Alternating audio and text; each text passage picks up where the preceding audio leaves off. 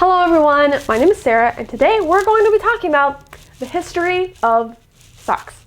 So, I don't know about you, but I'm wearing socks right now on my feet. Maybe you can check and see if you're wearing some socks. Let me know what color your socks are in the comment section below, I'm very curious. So socks, they're kind of just a piece of our daily lives. We don't really think too much about them. They're kind of unglamorous objects. But actually, there was a time in human history when people did not wear socks and they just walked around with bare feet, and that probably wasn't too pleasant. So today we're going to look at the history of socks, how they became such an important part of our daily lives, and how they've changed over time. All right, you guys ready? Let's start.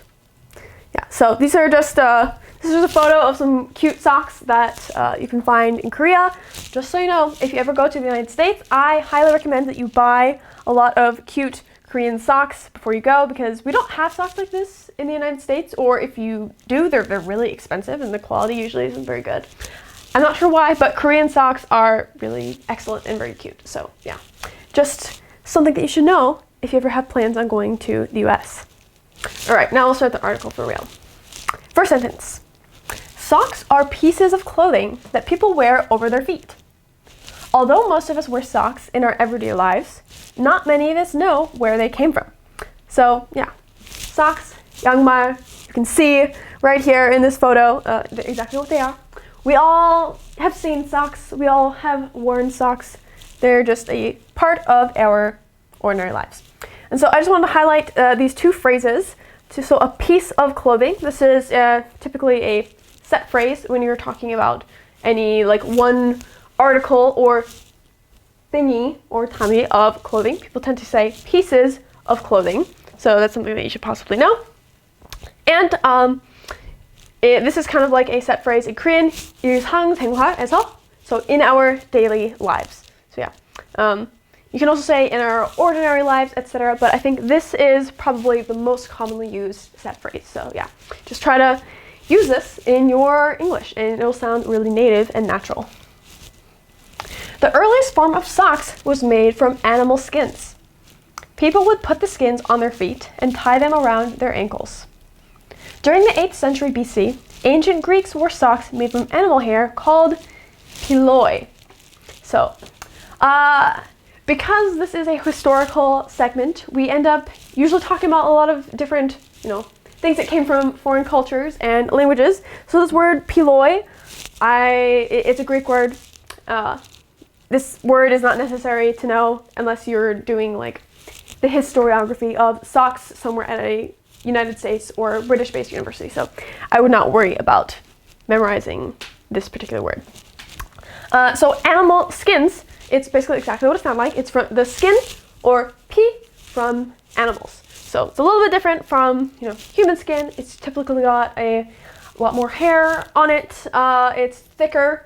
Warmer, and that's why ancient or super old people from really long time ago tended to use animal skins as clothing.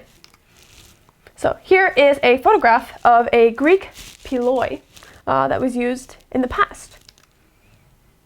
Later on, the Romans began using leather and weaving fabrics for their feet. Eventually, they came up with udons, which were fitted socks made by sewing fabrics together. During the Middle Ages, socks had tighter fits, but still needed garters since there were no elastic bands. So leather, that's 가죽. So basically, it's a kind of like a tan or animal skin that has had heat applied to it to make it a more even texture. And weaving is when you take strands of sheer or thread or yarn and you kind of fold them together like this. That action is called weaving. So eventually, or 결국에는, they came up with udons, which were fitted socks made from sewing fabrics together. During the Middle Ages, socks had to use garters. So basically, it's like a little suspenders for your socks or your stockings.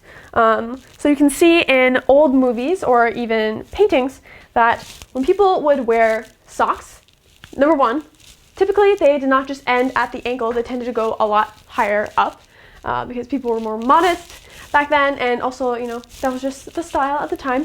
But if any of you have actually worn knee-high socks before, you know how difficult it is to actually keep them up on your leg where they're supposed to be. And back then, they had no elastic bands, so these things had absolutely no stretch whatsoever. So they would be just falling down their leg all the time and not being able to serve their actual purpose. So people would use garters, or like a piece of fabric that basically strapped the sock to your leg in the correct position to hold up their socks. And some people still use these for stockings or tights. While the introduction of knitting machines in 1859 helped sock production become faster, it was nylon's introduction in 1938 that significantly changed the way socks were made. So introduction, 소개 in Korean. So when you first show something to the world, when you first kind of introduce it, you let it debut to the world, that's called an introduction. So you can literally introduce yourself, do 자기소개, and so you're kind of showing yourself to the world, like, this is who I am, this is my name, this is where I'm from, etc. But you can also introduce a product. So when you put a product on the market for the first time, or you make it available to the public for the first time, that can also be called an introduction. And knitting is a type of weaving. So it's basically like braiding. So right now my hair is in braids. I don't know if you can see it. And you can kind of do this sort of thing, but with fabric, to make a sweater or a blanket, etc. And if you've ever done this before, you know that it takes a lot of time and a lot of effort, and sometimes a lot of concentration also, because you can't make any mistakes or the whole thing will fall apart. And so the introduction of knitting machines, so these mechanisms that were able to automate the process, made things a lot easier. And because it was easier, sock production, or 생산, became faster. However, thread and wool was still really expensive at this time. So even though we had these machines that could make the socks faster than ever before, there wasn't really enough material to put inside of the machines. And that material was also very expensive. So it was nylon's introduction in 1938 that significantly changed the way that socks were made. So when we say something significantly changed, it means that it made a big change. There was kind of like a before and an after of the introduction of nylon in the history of socks. So here you can see some women working on nylon textile or clothing machines. After nylon was introduced, people began blending 2 or more yarns to make socks, a process that is used to this day. So in the past, usually when you would make a sweater or some kind of clothing, you would use 100% cotton or 100% wool or 100% whatever kind of fiber you happen to have available.